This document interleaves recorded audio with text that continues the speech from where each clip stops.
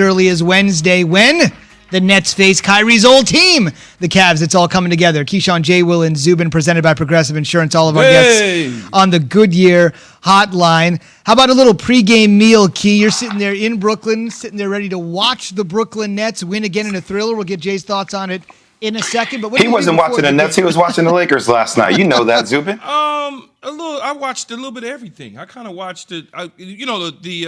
The Nets played first, though, Jay, and then the Warriors game came on. But I was watching that Equalizer, smelling my daughter's cooking.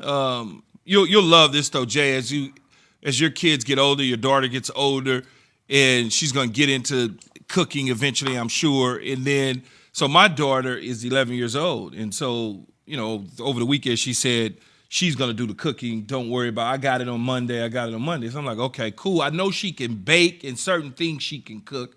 But I'm telling you, in all honesty, it smells so good because I came from downstairs, upstairs, and I'm like, damn, okay.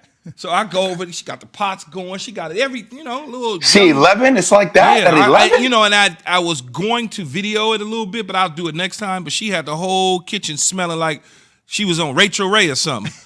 and so...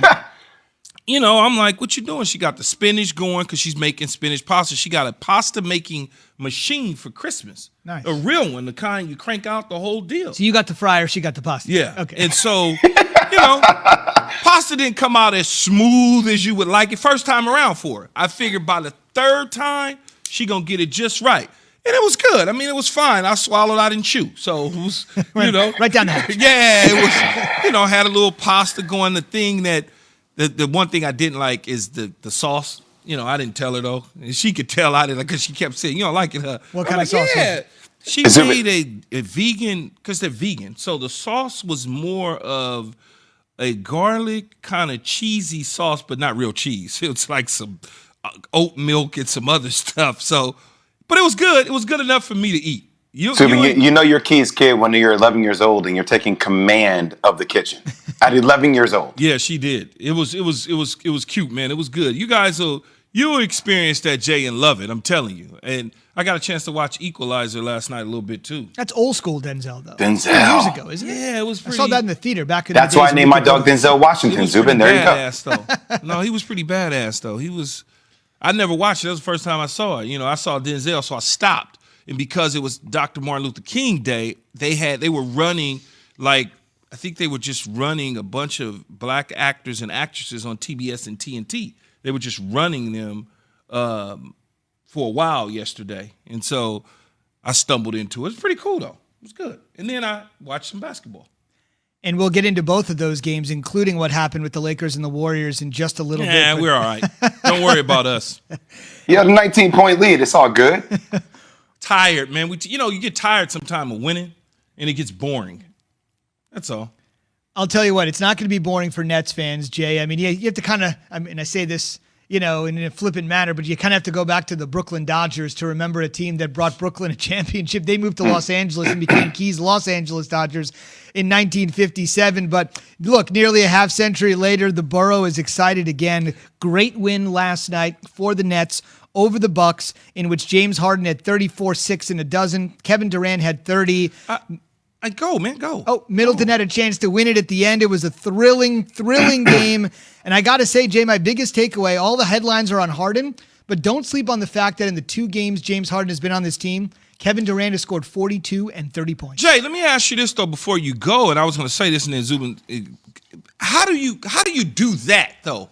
How do you just plug him in and he goes for 30-plus 2 nights in a row? I don't understand. Is it that they're running the same sets that he's used to that they may have done together at OKC? Like, how does that happen? Key, James Harden averaged 10 assists a game. I mean, assist-wise, he's always been in the upper echelon of the NBA. And that's one of the first things we talked about, just because we saw him play a style in which he had to do everything every single night, which Mike D'Antoni asked. Now, all of a sudden, you're asking him to come and play with one of the greatest scorers the game has ever seen, who's a 7-footer. And the game is so easy whenever they're involved in pick and rolls. That's why I said before, I think it's going to equate into a championship translate, but on paper, this is the most gifted trio the NBA has ever seen. Kyrie's a wizard with the basketball when he comes back. James Harden has won an MVP, multiple scoring champ, scoring champ outright in 2018, and Kevin Durant, 2 times Finals MVP and MVP himself. Like, the collection of talent is ridiculous. But last night, going to the game real quick, Zubin, I don't really care about what the Bucks do in the regular season anymore. I'm going to be frank with you. Like, the last 2 seasons, they've had the best record in the NBA for regular season. What I wanted to watch last night was matchups. I wanted to see Giannis guard Kevin Durant. I didn't see Giannis guard Kevin Durant down the stretch. You know who I saw Giannis guard? Jeff Green down the stretch. And these are the little things that you start paying attention to about getting to the next level, Key. The final possession of a game, Keyshawn. Yes. If you were the star player for I'm getting the ball. It don't matter. You get and we ain't you even, wrote a don't book even, about it. I don't even need you to finish that. I'm getting the damn ball. I don't care if I had 27 catches on the year like Zubin said or not. Y'all giving me the damn ball. There is no other option. And if I'm playing basketball and I know Jay Will is coming up the court, I'm checking him, I'm meeting him half court, period. It's exactly my point. So you go down to the last shot of the game. The play was designed for Chris Middleton. The ball goes in and out. And then Coach Bud says, hey, that was a good shot. It was a good shot. It's understandable, right? But the guy that is making $45 million a year, the highest paid player in North American team sports, like, I want him to have the skill set to make those type of shots. Now, I know other players need to make shots. I know people say, well, Steve Kerr made big shots for Michael Jordan and John Paxson and all these guys.